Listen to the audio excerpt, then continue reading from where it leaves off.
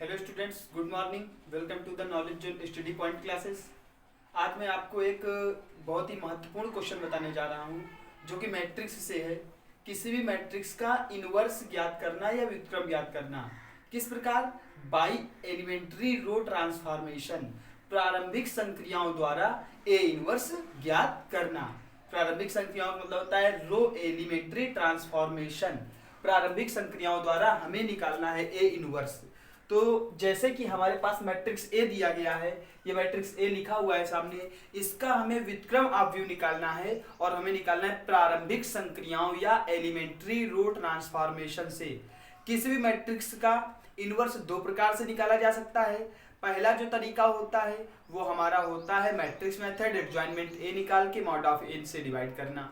दूसरा तरीका होता है रो एलिमेंट्री ट्रांसफॉर्मेशन। तो आज हम बात करेंगे रो एलिमेंट्री ट्रांसफॉर्मेशन या प्रारंभिक रूपांतरण की संक्रियाओं द्वारा ए इनवर्स निकालना। तो आइए देखते हैं। तो ध्यान रखिए, जैसे कि मैट्रिक्स ये हमारे पास लिखा है 3 2 4 -2 1 -3 3 -1 और 2, इसका हमें ए इनवर्स निकालना है।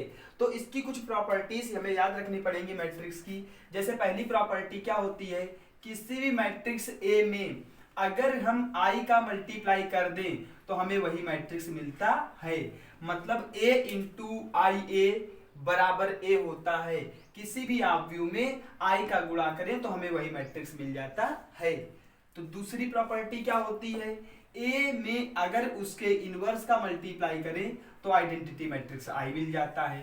तो ये दो प्रॉपर्टीज हमें याद रखनी है। किसी भी मैट्रिक्स में अगर i मतलब इकाई अवयव मतलब आइडेंटिटी मैट्रिक्स में अगर हम a का मल्टीप्लाई करें तो हमें वही मैट्रिक्स a मिल जाएगा। दूसरा क्या है, किसी भी मैट्रिक्स के इनवर्स में अगर हम मल्टीप्लाई करें तो वो हमारा क्या बन जाता है, आइडेंटिटी मैट्रिक्स बन जाता है। तो आइए देखते हैं, स्टार्ट करते हैं। तो हम लिखेंगे, क्या लिखेंगे, वी नो दैट, हम जानते हैं, we know that what a is equal to A I. हम क्या जानते हैं, a is equal to A I. किसी भी मैट्रिक्स में अगर i का मल्टीप्लाई करो तो i आ जाता है। तो हम लिखेंगे a is equal to A आई। अब यहाँ पर a की वैल्यू रखेंगे। a की वैल्यू क्या है, 3 -2 3। a की वैल्यू क्या है, 3 -2 3 2 1 -1 4 -3 और 2। ये हमारी a की वैल्यू है। a is equal to identity element क्या होता है, जिसके प्रिंसिपल डायगोनल्स के सारे एलिमेंट 1 हो, बाकी सारे क्या हो, 0। प्रिंसिपल डायगोनल्स के सारे एलिमेंट 1 हो, बाकी सारे क्या हो, 0। और इंटू क्या हो गया, a, इंटू हो गया a। तो a इज इक्वल टू आई, का फॉर्म लिख लिया। अब हमें करना क्या होता है, यहाँ से स्टेप्स बिल्कुल हमें माइंड में रखनी है और स्टेप बाय स्टेप क्वेश्चन करना है। अगर इसमें आपने स्टेप फॉलो नहीं करी तो क्वेश्चन बड़ा हो जाएगा, कंफ्यूजन क्रिएट हो जाएगी। तो हमें याद रखना है, रो एलिमेंट्री ट्रांसफॉर्मेशन में पंक्तियों में अवयव की पंक्तियों में ऑपरेशन लगाते हैं और हमें स्तंभ बनाते हैं। तो सबसे पहले पहला स्तंभ बनाते हैं। पहला स्तंभ का मतलब समझ रहे हो, ये जो फर्स्ट कॉलम है, पहले फर्स्ट कॉलम को बनाते हैं। फर्स्ट कॉलम में सबसे पहले 1 बनाते हैं। क्या बनाते हैं, सबसे पहले 1 बनाते हैं। इसके बाद हम 2 0 बनाते हैं। तो जब पहला कॉलम कंप्लीट हो जाएगा तब दूसरा कॉलम बनाएंगे, और जब दूसरा कॉलम कंप्लीट हो जाएगा तो तीसरा कॉलम बनाएंगे। स्टेप बाय स्टेप चलेंगे। तो हमें याद रखना है, सबसे पहले फर्स्ट कॉलम, फिर उसके बाद सेकेंड कॉलम, फिर उसके बाद थर्ड कॉलम। और फर्स्ट कॉलम में भी सबसे पहले हमें 1 बनाना है, फिर 0 बनाना है, क्योंकि इस मैट्रिक्स को आइडेंटिटी मैट्रिक्स बनाना है, आई बनाना है। तो आई में हमारा ये बनना चाहिए। तो हम क्या करेंगे, सबसे पहले फर्स्ट कॉलम में 1 बनाएंगे, बाकी 0 बनाएंगे। और दूसरी चीज, जो ऑपरेशन यहाँ लगेगा वही ऑपरेशन इस साइड भी लगेगा। तो आइए स्टार्ट करते हैं। इसको हमें आई बनाने की कोशिश करते हैं, ट्राई करते हैं, बनाते हैं आई। तो देखते हैं आई क्या होता है। तो हमें देखना है, पहले 1 बनाना है, तो यहाँ 3 है, यहाँ पे 1 बनाना है क्योंकि फर्स्ट कॉलम में 1 यहाँ पर है, तो हमें यहाँ 1 बनाना है। तो यहाँ क्या है, 3। तो 3 से 1 कैसे बनाया जा सकता है, जब 3 का डिवाइड किया जाए। तो हम लिखेंगे क्या, R1 में लिखेंगे 1/3 R1। पहली पंक्ति में क्या लिखेंगे, 1/3 R1। तो हमने क्या देखा कि हम R1 में लिख रहे हैं 1/3 R1 करके, तो देखते हैं क्या आता है। तो 3/3 1 हो जाएगा, यहाँ -2/3 हो जाएगा, यहाँ 3/3 1 हो जाएगा। आगे R2 में तो कोई बदलाव करना नहीं है, तो 2 1 -1 ऐसे ही रहेगा, 4 -3 2 ही रहेगा, इक्वल टू जो ऑपरेशन लेफ्ट हैंड साइड लगाया है वही ऑपरेशन राइट हैंड साइड भी लगाएंगे। मतलब क्या है कि यहाँ हमने R1 में 1/3 R1 लिखा था, तो यहाँ भी लिखेंगे 1 × 3 1/3, 0 डिवाइडेड बाई 3 0, 0 डिवाइडेड बाई 3 0, 0 1 0 0 0 1, ये हमारा बन गया। इनटू क्या लिख देंगे I। तो हमने देखा फर्स्ट कॉलम में 1 बन गया। अब हमें 0 बनाना है, तो फर्स्ट कॉलम में यहाँ और यहाँ 0 होते, मतलब यहाँ पर 0 चाहिए, यहाँ पर 0 चाहिए, तो इन दोनों जगह 0 बनाना है।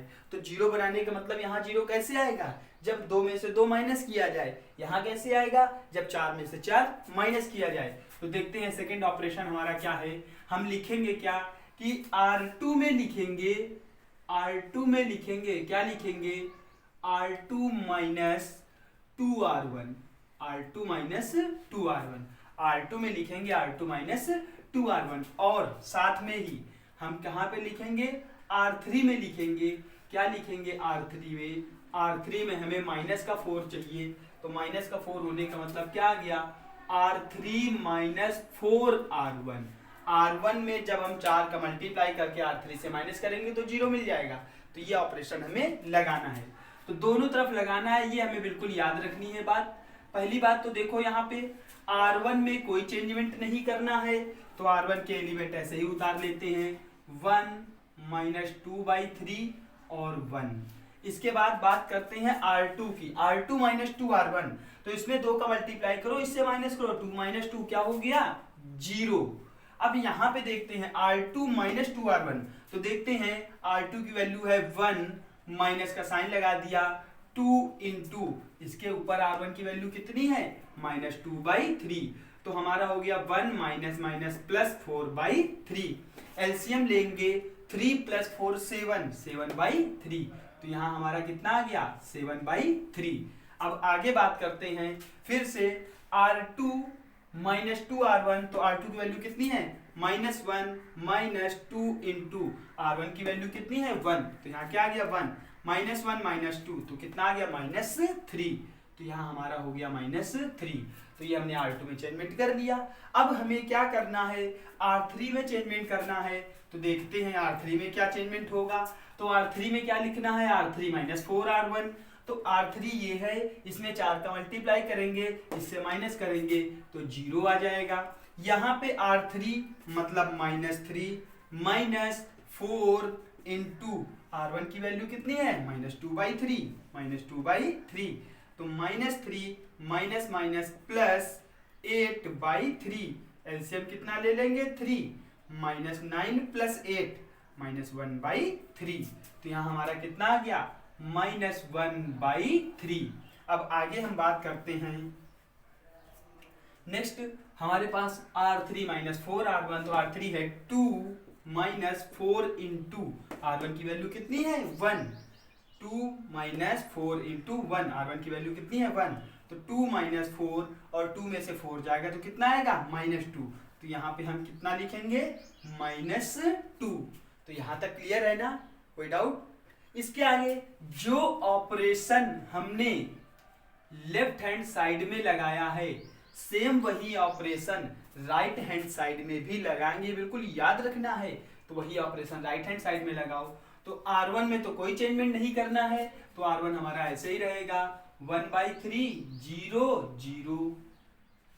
R2 - 2R1, तो देखो 0 R2 - 2 × R1 की वैल्यू क्या है, 1/3, तो ये हो गया -2/3। और फिर R2 - 2R1, तो R2 की वैल्यू 1 है, इसमें किसी भी संख्या का मल्टीप्लाई करेंगे 0 ही आएगा, तो 1 - 0 क्या हो गया, 1, 1 - 0 कितना आया, 1, और 0 0 है तो हमारा ये 0 ही रहेगा।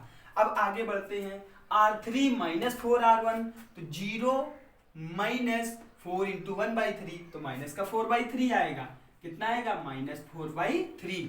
यहाँ पे 0 0 से क्या बनेगा, 0, फिर R3 1 माइनस 4R1, तो हमारा कितना आ गया 1 इंटू क्या लिख दिया A। तो ये हमारी सेकेंड स्टेप कंप्लीट हो गई। हमने देखा कि यहाँ हमारा फर्स्ट कॉलम कंप्लीट हो गया, आप चेक कर सकते हैं फर्स्ट कॉलम कंप्लीट हो गया। हमने बताया था कि सबसे पहले फर्स्ट कॉलम, फिर सेकंड कॉलम, फिर थर्ड कॉलम, और कॉलम में भी पहले 1, तो पहले हमने 1 बनाया फिर 0 बनाया। अब हमें C1 कंप्लीट हो गया, C2 बनाना है। तो अब C2 का मतलब है C2 में यहाँ पर हमारा 1 होता है, तो इसका मतलब यहाँ पर 1 बनाना है। क्या बनाना है 1, पहले 1 ही बनाएंगे। तो 7/3 से 1 कैसे बन सकता है, जब 7/3 में 7/3 के व्युत्क्रम 3/7 का मल्टीप्लाई होगा तो 1 बनेगा। तो हम 7/3 में कितने का मल्टीप्लाई करेंगे 3/7 का। तो देखते हैं 1 बनाने के लिए लिखेंगे R2 में लिखेंगे 7/3 है तो 3/7 R2 में लिखेंगे 3/7 R2। तो देखते हैं हमारा क्या बना, R2 में लिखेंगे 3/7 R2। तो R2 की वैल्यू क्या है, R2 की वैल्यू हमारी यहाँ पर तो 0 है, तो R1 में कोई चेंजमेंट नहीं करना है, तो 1 माइनस 2/3 1 ऐसे लिख दिया। R2 में चेंजमेंट करना है तो 0 7/3 का 3/7 से मल्टीप्लाई होगा तो 1 बन जाएगा, -3 इंटू 3/7, तो -3 + 3 -9/7। अब यहाँ पे हम बात करते हैं R3 में कोई चेंजमेंट नहीं है, तो 0 -1/3 और -2, 0 -1/3 और -2, ये हमारा हो गया।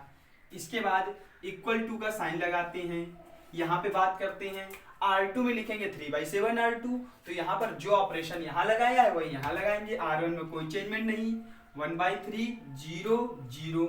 R2 में क्या लिखेंगे 3/7 R2, तो -2/3 इंटू 3/7, तो 3 से 3 कैंसिल, -2/7, 1 इंटू 3/7, तो यहाँ बन जाएगा 3/7, 0 इंटू 3/7, तो यहाँ क्या बनेगा 0, -4/3 0 1 इंटू A। तो ये हमारा बन गया R2 में सेकेंड कॉलम में 1 बना लिया।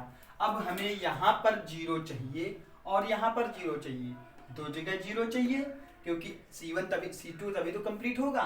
तो यहाँ 0 चाहिए का मतलब यहाँ 0 कब आएगा, जब -2/3 में +2/3 ऐड किया जाएगा, -1/3 में +1/3 ऐड किया जाएगा। तो देखते हैं यहाँ पे कौन सा ऑपरेशन लगेगा। तो देखते हैं हमारा क्या ऑपरेशन लगाना है। R1 में लिखेंगे, क्या लिखेंगे, यहाँ 0 चाहिए, ध्यान रखना है, तो R1 + 2/3 R2, भाई इसमें 2/3 का मल्टीप्लाई करेंगे, इससे जोड़ देंगे 0 आ जाएगा। और ऑपरेशन सेकेंड हमारा जो है R3 में लिखेंगे, क्योंकि R2 में तो 1 बना ही है, R3 में लिखेंगे, यहाँ 0 चाहिए, तो R3 + 1/3 R2। तो ये दोनों ऑपरेशन हम अब अप्लाई करेंगे। तो देखते हैं यहाँ पे अब हम ये ऑपरेशंस लगाते हैं। R1 में लिखेंगे क्या, जो मैंने अभी बताया, R1 + 2/3 R2। R3 में लिखेंगे R3 + 1/3 R2। तो आइए अप्लाई करते हैं यहाँ पर। तो देखते हैं R1 में लिखना है R1 + 2/3 R2, तो R1 + 2/3 R2, तो यहाँ पर 1 ही रहेगा, -2/3, इसमें 2/3 का मल्टीप्लाई करेंगे तो यहाँ क्या आ जाएगा 0। अब यहाँ पे चेक करते हैं R1 + 2/3 R3, तो इसका मतलब क्या हुआ, R1 का मतलब 1 + 2/3 इंटू R2 की वैल्यू कितनी है -9/7, तो 3 × 1 = 3, 3 × 3 = 9, तो 1 - 6/7, तो एलसीएम आ जाएगा 7 - 6, तो हमारा क्या आ जाएगा 1/7। तो यहाँ पे हमारा आ जाएगा 1/7। आगे बात करते हैं R3 में लिखना है R3 + 1/3 R2, तो R3 में लिखना है, R3 में R2 के साथ में तो 0 0 है, तो हमारा 0 रहेगा। दूसरी चीज R2 में तो कोई चेंजमेंट करना ही नहीं है, तो R2 में कोई चेंजमेंट नहीं करना है, तो 0 1 -9/7। अब R3 में लिखो R3 + 1/3 R2, 0 0 का आ गया 0। यहाँ देखो R3 का मतलब -1/3 + 1/3 इंटू R2 की वैल्यू कितनी है 1, -1/3 + 1/3 R2, तो 1/3 ये रहा, R2 की वैल्यू कितनी है 1, तो हमारा -1/3 प्लस 1/3, हमारा आंसर कितना मिल गया 0 मिल गया। अब आगे बढ़ते हैं, यहाँ पे बात करते हैं R3 प्लस मतलब -2 प्लस 1/3 इंटू R2, R2 की वैल्यू क्या है -9/7, तो 3 1 जा 3, 3 3 जा 9, तो -2 -3/7, यहाँ से -2 माइनस प्लस -3/7, तो 7 2 जा -14 -3/7, 7 2 जा -14 -3 -14 कितना हो गया -17, तो ये हो जाएगा -17/7 तो ये हमारा क्या बन गया C2 कंप्लीट हो गया। अब जो ऑपरेशन इधर अप्लाई किया है वही इधर भी लगाएंगे, तो देखते हैं हमारा क्या करना है R1 प्लस 2/3 R2, तो देखते हैं 1/3 प्लस 2/3 इंटू R2 की वैल्यू क्या है -2/7, तो हमारा कितना आएगा 1/3 माइनस 2 2 जा 4/21, तो यहाँ से एलसीएम कितना आ गया 21, 3 7 जा 21, तो 7 - 4, तो 7 में 4 जाएगा 3/21 मीन्स 1/7, तो यहाँ पे हमारा क्या आएगा 1/7 आएगा। अब आगे बात करते हैं 1/7 बन गया।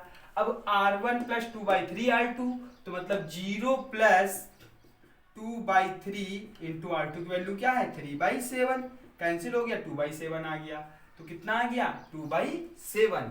आगे 0 0 का क्या बनेगा 0 बनेगा। अब आगे बात करते हैं, क्योंकि R1 0 प्लस 2/3 इंटू 0, तो 0 ही रहेगा। अब हमें क्या करना है R2 में तो कोई चेंजमेंट करना नहीं है, तो -2/7 3/7 0। अब R3 में चेंजमेंट करना है, क्या करना है R3 प्लस 1/3 R2, तो देखते हैं R3 मतलब -4/3 प्लस 1/3,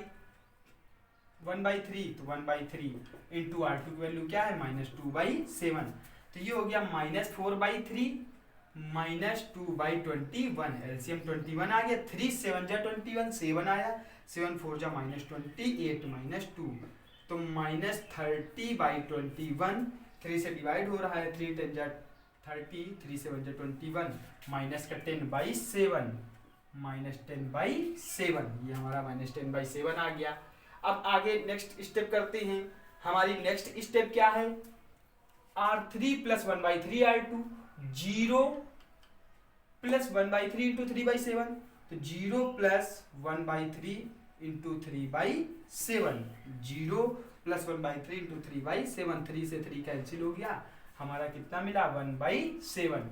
अब हम बात करते हैं यहाँ पे R3 मतलब 1 प्लस 1/3 इंटू 0, तो ये हमारा केवल रहेगा 1, इंटू में क्या चलेगा a, तो ये हमारा यहाँ पे हमने देखा कि इस तरीके से हमारा सेकंड कॉलम कंप्लीट हो गया। क्या कंप्लीट हो गया सेकंड कॉलम, हमारा कॉलम नंबर सेकंड कंप्लीट हो गया। अब कॉलम थर्ड बनाना है, और हमें पता है कि कॉलम थर्ड में 1 पहले बनाएंगे, तो 1 कहाँ पर होता है यहाँ पर होता है -17/7 में, तो -17/7 को हम 1 कैसे बना सकते हैं जब हम माइनस का 7/17 का मल्टीप्लाई करें, मतलब इसके रेसिप्रोकल का मल्टीप्लाई करें, तो हम क्या लिखेंगे, हमें R3 में लिखना है, कहाँ पे लिखना है R3 में लिखना है, क्या लिखना है -7/17 R3, -7/17 R3, R3 में लिखना है -7/17 R3, तो ये हमारा हो गया R1 R2 में कोई चेंजमेंट नहीं, तो 1 0 1/7। अब इसके बाद 0 1 -9/7, यहाँ पे देखते हैं 0 से 0 ही रहेगा, यहाँ 0 ही रहेगा, -17/7 इंटू -7/17 कैंसिल होके ये हमारा 1 बन जाएगा, क्या बनेगा 1 इक्वल टू। अब हमें क्या करना है, जो ऑपरेशन लेफ्ट हैंड साइड लगाया है वही ऑपरेशन राइट हैंड साइड भी अप्लाई करेंगे, तो देखते हैं हमारा राइट हैंड साइड क्या आएगा। R1 में चेंजमेंट नहीं करना है, R2 में भी नहीं करना है, तो R1 R2 ऐसे ही रहने देंगे, 1/7 2/7 0 -2/7 3/7 0। अब यहाँ पे क्या करेंगे, -7/17, तो -10/7 इंटू -7/17, तो हम माइनस से माइनस कैंसिल हो जाएगा, 7 से 7 कैंसिल हो जाएगा, क्या आएगा 10/17, तो 10/17 आ गया। नेक्स्ट हमारा क्या है, 1/7 इंटू -7/17, ये कैंसिल, यहाँ -1/17 आ जाएगा, कितना आएगा -1/17। अब लास्ट है 1 में डिवाइड करेंगे तो सीधे हमारा क्या रहेगा -7/17। क्लियर हो गई बात। तो आप यहाँ पे एक चीज और नोटिस करिए कि लेफ्ट हैंड साइड में हमारा आइडेंटिटी मैट्रिक्स मिलता जाता है और राइट हैंड साइड में आइडेंटिटी मैट्रिक्स रिमूव होता जाता है। देखते हैं यहाँ पे जैसे 2 कॉलम कंप्लीट हुए तो यहाँ 2 कॉलम रिमूव हो गए, यहाँ पे हमने 1 बनाया तो यहाँ से हमारा 1 रिमूव हो गया, यहाँ से 1 बनाया, यहाँ से 1 रिमूव हो गया। अब हमें क्या करना है, यहाँ 0 बनाना है, यहाँ 0 बनाना है, ये हमारी लास्ट स्टेप है क्वेश्चन की। तो 1/7 कैसे 0 बनेगा, जब -1/7 आ जाए तो हम लिखेंगे क्या, R1 में लिखेंगे -1/7, सॉरी R1 प्लस माइनस है तो R1 -1/7 R3, इसमें 1/7 का मल्टीप्लाई करेंगे, इससे माइनस कर देंगे। और R2 में लिखेंगे R2, अब ये माइनस का है तो प्लस करना पड़ेगा, क्या करना पड़ेगा 9/7 R3, ये ऑपरेशन लगाएंगे। बिल्कुल ध्यान समझना इसको, मैंने बिल्कुल स्लोली आराम से इस क्वेश्चन को बताया है, एक एक स्टेप्स, ताकि आप लोगों को अच्छी तरीके से समझ में आ जाए। और एक बार आप क्वेश्चन समझ में आ गया तो आप बहुत जल्दी करेंगे, स्पीड में कर पाएंगे। यहाँ पे भले मुझे टाइम लग रहा है, मैं समझा रहा हूँ आप लोगों को एक एक स्टेप्स, लेकिन आप जब प्रैक्टिस कर लेंगे तो आप अपने मन से क्वेश्चन जल्दी कर पाएंगे। जितनी फास्ट आपकी कैलकुलेशन होगी उतनी जल्दी क्वेश्चन आपका सॉल्व हो जाएगा। तो आगे हमारे पास लास्ट स्टेप्स बची है, तो देखते हैं क्या करना है। R1 में लिखना है R1 -1/7 R3, तो R1 -1/7, तो यहाँ तो कोई फर्क पड़ेगा नहीं, 1 ही रहेगा। 0 से भी कोई फर्क नहीं पड़ेगा, प्लस 1/7 -1/7, ये हमारा हो जाएगा 0। R2 में R2 प्लस 9/7 R3, तो 0 से कोई फर्क नहीं पड़ेगा, 0 रहेगा। 1 से 0 में कोई फर्क नहीं पड़ेगा, 1 रहेगा। -9/7 प्लस 9/7, आंसर हमारा आ जाएगा 0, और यहाँ हमारा रहेगा 0 0 1।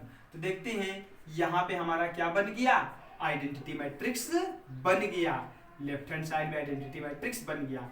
अब जो ऑपरेशन लेफ्ट हैंड साइड में लगाए हैं वही हमें राइट हैंड साइड में भी लगाना है, तो राइट हैंड साइड में लगाते हैं। R1 -1/7 R3, तो देखते हैं R1 मतलब 1/7 माइनस 1/7 इंटू R3 की वैल्यू क्या है 10/17 है कि नहीं है। R1 1/7 माइनस 1/7 इंटू R3 की वैल्यू 10/17। अब एलसीएम आएगा 119, 17 से 1 जा 119, तो 17 है, तो यहाँ पे 17 का 1 से मल्टीप्लाई होगा 17 माइनस 10, 17 में 10 जाएगा तो 7/19, तो मतलब 1/17, तो यहाँ पे हमारा क्या आ गया 1/17। बात क्लियर हो गई। अब नेक्स्ट आगे हम बढ़ते हैं, सेकेंड स्टेप की बात कर लेते हैं। R1 -1/7 R3, तो 2/7 माइनस 1/7 इंटू R3 की वैल्यू क्या है -1/17, यही तो है। R1 की वैल्यू लिखा 2/7 माइनस 1/7 इंटू R3 की वैल्यू क्या -1/17, माइनस माइनस प्लस हो गया तो 2/7 प्लस 1/17, 17 से 1 जा 119। अब हमारे पास 119 एलसीएम आ जाएगा, तो 17 इंटू 2 34 प्लस 1 35/119, 7 से डिवाइड कर दे, 7 5 जा 7 17 जा 5/17, कितना आ जाएगा 5/17 आ जाएगा। अब यहाँ पे हम बात करते हैं तो थर्ड स्टेप इसकी देखते हैं। तो थर्ड स्टेप क्या है, R1 माइनस मतलब 0 माइनस, तो 0 माइनस 1/7 इंटू R3 की वैल्यू क्या है -7/17, तो माइनस माइनस प्लस हो गया, 7 से 7 कैंसिल हो गया, तो हमारा क्या आ गया प्लस का 1/17, तो ये हमारा आ गया 1/17।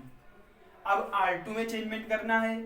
R2 में क्या करना है देखते हैं, R2 प्लस 9/7 R3, तो R2 की वैल्यू कितनी है -2/7 प्लस 9/7, तो 9/7 इंटू R3 की वैल्यू क्या है 10/17, तो हमारा आंसर आ गया, एलसीएम लेंगे 119, तो यहाँ 17 का मल्टीप्लाई होगा, 17 2 जा -34 प्लस 10 9 जा 90, 10 9 जा 90 भाई 17 2 जा 17 7 जा, तो यहाँ 17 2 जा -34 प्लस 10 9 जा 90, 90 में से 34 माइनस करेंगे तो हमारा कितना बचेगा 56 अपॉन 119, 56 अपॉन 119। अब 7 8 जा 56, 7 17 जा 119, तो हमारा क्या आ गया 8/17 आ गया।